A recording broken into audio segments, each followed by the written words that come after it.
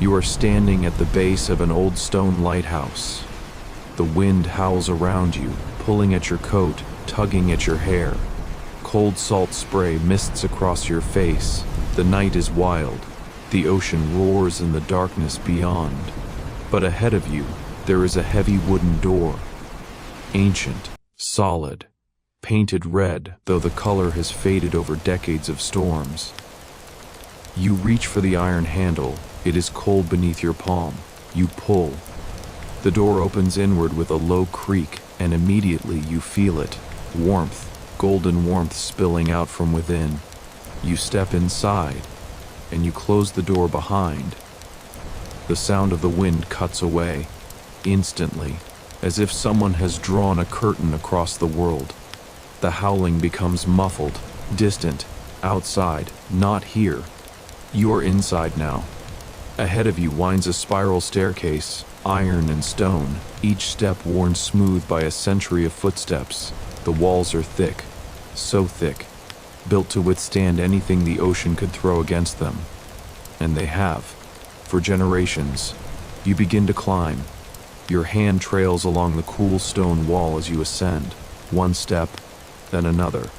The spiral turns gently, predictably, winding upward. There is no hurry. Each step takes you higher, further from the storm, closer to Sanctuary. The air grows warmer with each turn of the stair. You can hear the rain now, but it is different from down below.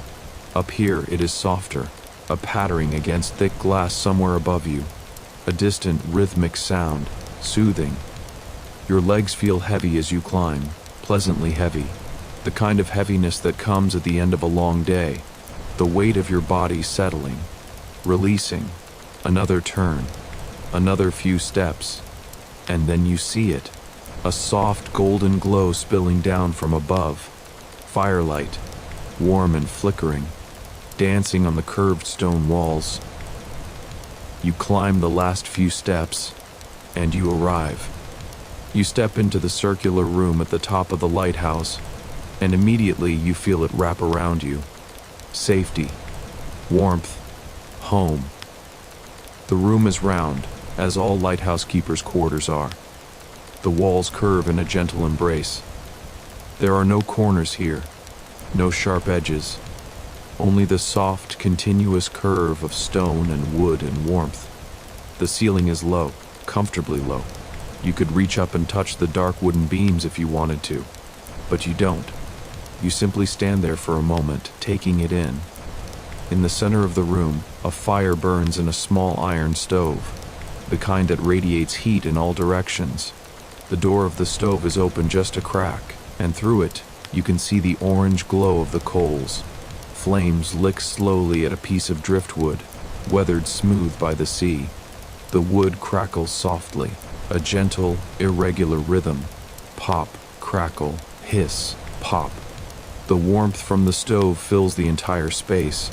It touches your face, your hands. It seeps through your clothes and finds your skin. You take a breath. The air is thick with scent. Wood smoke, yes, but also something else. The faint smell of pipe tobacco, sweet and earthy. Old books, their pages yellowed and soft, and beneath it all, the ever-present tang of salt. The sea, always the sea. But distant now, no longer a threat, simply a presence, a companion. Around the edges of the room, built into the curved walls, are wooden shelves. They are filled with books, hundreds of them, leather-bound, cloth-bound, some with no covers at all, their spines cracked and comfortable. Books on navigation, on stars, on ships long lost, poetry, journals, stories worn soft by the touch of countless hands. There is a small wooden table near the fire. On it sits a brass oil lamp, its flame steady and golden. Beside the lamp, a ceramic mug, empty now, but you can still smell the faint ghost of tea, something herbal, chamomile perhaps, or lavender. Against one curve of the wall is a narrow bed. It is simple, a wooden frame built by hand. A thick mattress covered in quilts, Sony quilts, layered one atop the other. Wool and cotton and flannel, faded patterns, reds and blues and creams. They look heavy, impossibly heavy. The kind of weight that presses you down into sleep. The pillow is thick, covered in white linen, soft from years of washing. You can already imagine how it will feel, cool against your cheek, then warmed by your breath, but not yet. First you simply stand, and you listen. Outside the storm continues. You can hear the rain now, not the sharp, chaotic sound it made below. Up here, filtered through thick glass and solid stone, it is different. It is a steady rushing, like a river, like a waterfall in the distance. Constant, reliable. The rain washes across the windows in waves, driven by gusts of wind, but you are not in the storm. You are in the sanctuary. The windows are tall and narrow, set into the thick walls. There are 6 of them, evenly spaced around the room. The glass is old, thick, slightly warped, the kind of glass that has witnessed 1,000 storms and never cracked. Through the windows, you can see nothing but darkness. The night is absolute. No moon, no stars, only the black of the ocean and the black of the sky, merging somewhere out there in the invisible distance. But every few seconds, something happens. A light, the lighthouse beam. Above you in the lantern room, the great light turns, slowly, endlessly. It has turned for over 100 years, and it will turn for 100 more. Every 7 seconds, the beam sweeps past the windows. You watch. The room is dim, golden with firelight. Shadows dance gently on the walls. And then, a wash of white light slides across the space. It moves smoothly, steadily, from left to right. It touches the books, the table, the bed. It paints everything in pale, ghostly brightness for just a moment. And then it passes. The room returns to golden dimness. You count in your head. 1, 2, 3, 4, 5, 6, 7. And the light sweeps past again. It is hypnotic.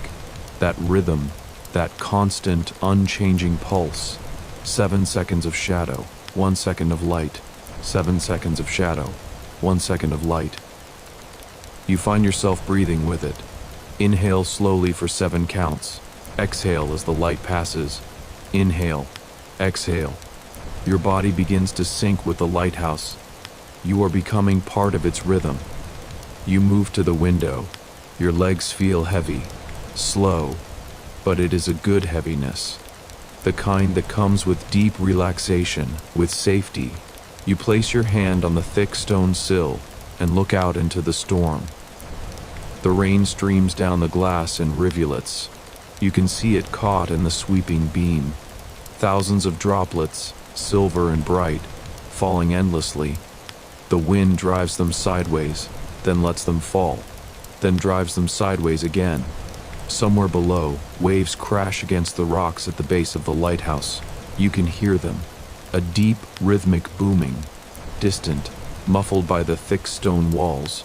Boom, pause, boom, pause, boom. It sounds like a heartbeat, the earth's heartbeat. You realize something in this moment. The storm is not your enemy. It is your protector. It surrounds this place. It isolates you. Out there, somewhere beyond the darkness, the world continues. People worry. People rush. People carry their anxieties like stones. But the storm has cut you off from all of that. No one can reach you here. No demands can touch you here. The storm is a wall, a boundary, a blessing, and you are on the inside. Safe, warm, utterly, completely alone in the best possible way. You step back from the window. The fire crackles. The light sweeps past.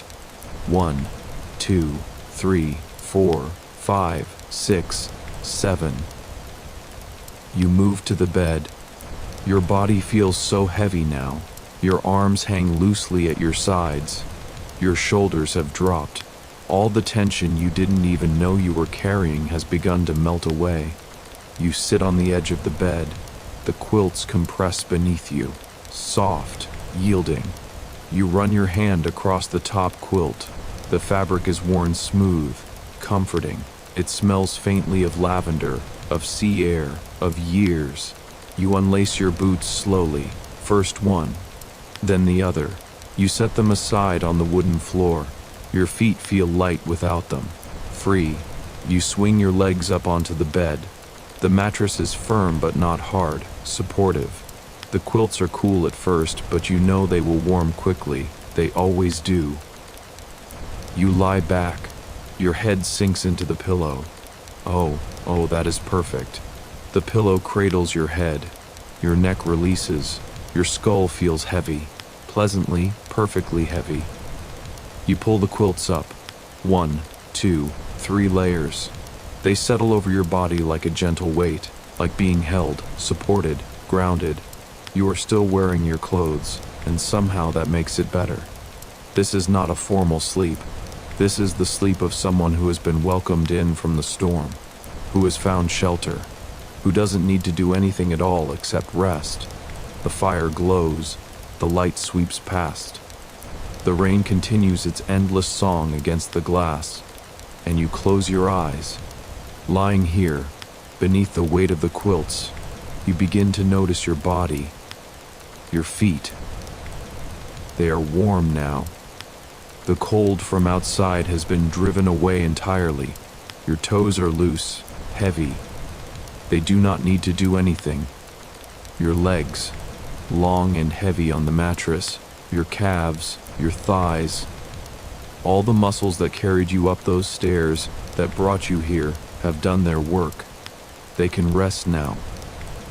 Let them sink. Let them become part of the bed.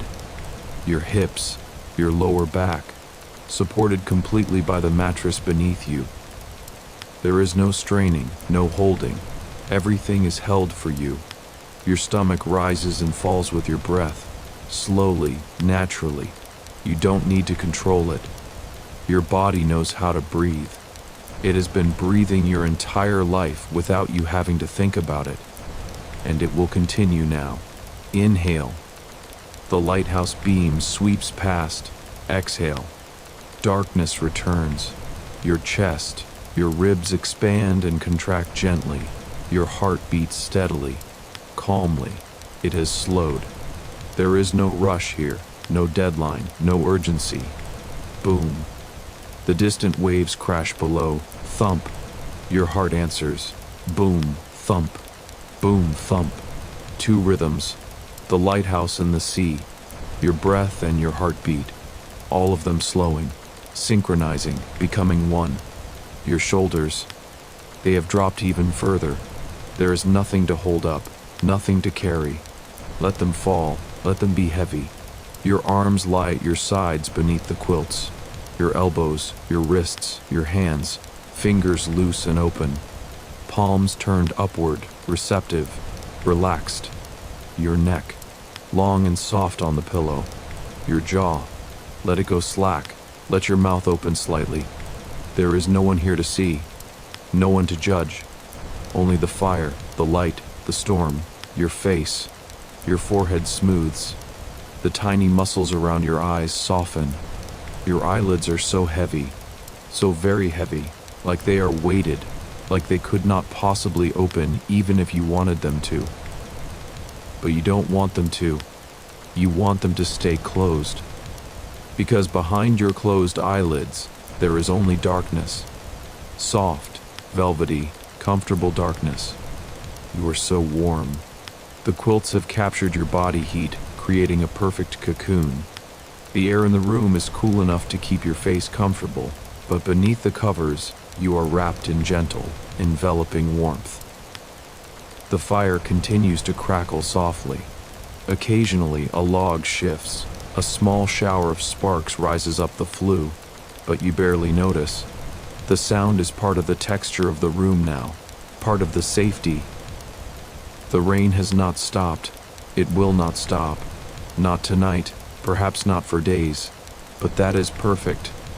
That is exactly what you need. The storm can rage as long as it wants.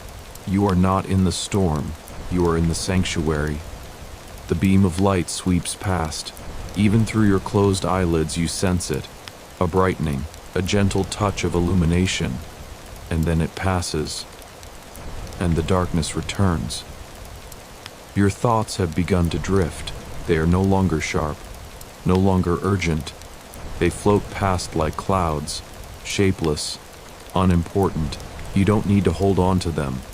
You don't need to follow them. Let them drift. Let them go.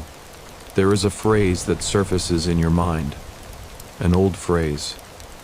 Something the lighthouse keeper might have said generations ago, standing in this very room. The light keeps watch. You do not have to. Yes, the light keeps watch. The lighthouse beam turns. It sweeps across the dark water. It warns ships away from the rocks. It has done this for over a century. It does not need your help. It does not need you to stay awake. The light keeps watch. You do not have to. Your breathing has become so slow, so deep. Each inhale lasts a small eternity. Each exhale releases something. Some small piece of the day, some worry, some thought. Let it go. Breathe out. Release. Breathe in. The scent of wood smoke, of old books, of salt and safety. Breathe out. Let go. You are hovering now, hovering on the edge between waking and sleeping. It is a soft edge, a blurry edge. You could not say exactly where one ends and the other begins. Your body is so heavy, so deliciously heavy, you could not move if you wanted to. But you don't want to. There is nowhere to go, nowhere better than here. The storm outside is a lullaby, the rain on the glass, the wind around the stone walls, the waves against the rocks. They are not chaos, they are music, deep, ancient music, the kind that was being sung long before you were born and will continue long after, and you are held within it, cradled by it. The beam of light sweeps past. You no longer count the seconds. Time has become soft, elastic, meaningless.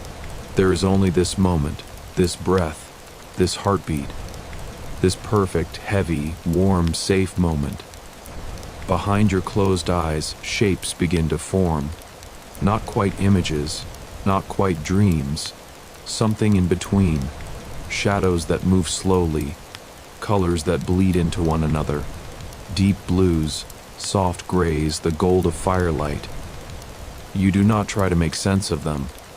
You simply watch, and as you watch, you feel yourself sinking deeper into the mattress, deeper into the pillow, deeper into the quilts, deeper into the room itself, as if you are becoming part of it, part of the stone walls, part of the wooden beams, part of the lighthouse, part of this ancient, steadfast place that has weathered every storm.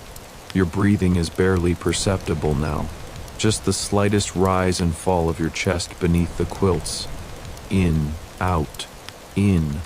The waves crash below. Boom. The light sweeps past, and you let go. You are sleeping. Deeply. Peacefully. The fire will burn low through the night, but it will not go out. The coals will glow steady and warm until morning. The lighthouse beam will continue to turn. 7 seconds. Again and again, keeping watch over the dark water, guiding, warning, protecting. The storm will rage on outside, the rain will fall, the wind will howl, the waves will crash. But none of it can touch you. You are safe, you are warm, you are deeply, perfectly, completely at rest. The lighthouse keeper's sanctuary holds you through the night, and you sleep, and sleep, and sleep, until morning comes, soft and gray, and the storm has finally passed, leaving only the gentle sound of the waves and the eternal steady rhythm of the light. But that is hours away. For now, there is only this, only sleep, only peace, only the deep, dreamless rest of one who has found sanctuary in the storm. Rest now. The light keeps watch. You do not have to. Rest. Rest.